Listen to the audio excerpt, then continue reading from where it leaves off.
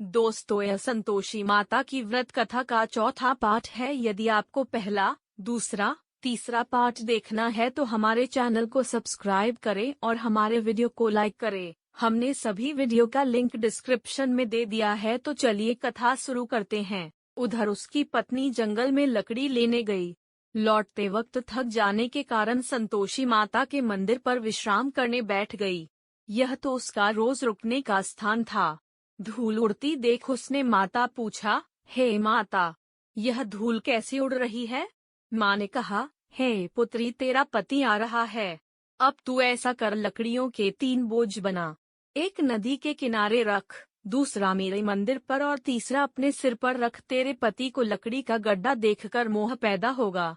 यह वहाँ रुकेगा, नाश्ता पानी बना खाकर माँ से मिलने जाएगा। तू लकड़ी का बोझ उठाकर जाना और बीच चौक में गड्ढा डालकर 3 आवाजें जोर से लगाना, लो सासू जी, लकड़ियों का गट्ठा लो, भूसी को रोटी दो, नारियल के खोपरे में पानी दो।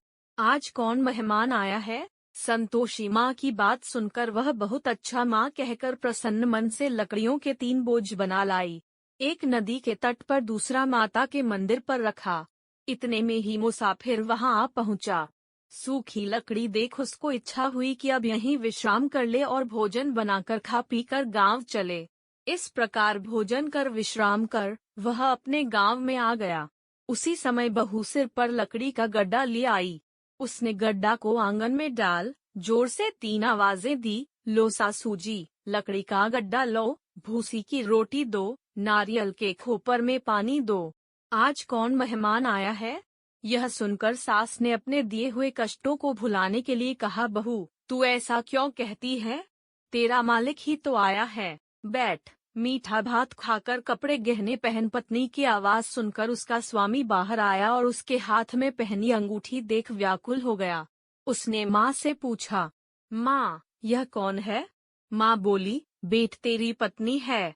आज 12 वर्ष हो गए हैं जब से तू गया है। तब से सारे गांव में जानवर की तरह भटकती फिरती है।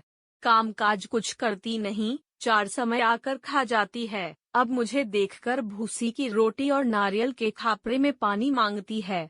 वह बोला, माँ, मैंने इसे भी देखा है और तुम्हें भी। मुझे दूसरे घर की चाबी दो, मैं उसमें रहूंगा। ठीक है बेटा, जैसी तेरी मर्जी, कहकर माँ ने चाबी का गुच्छा बेटे के सामने रख दिया।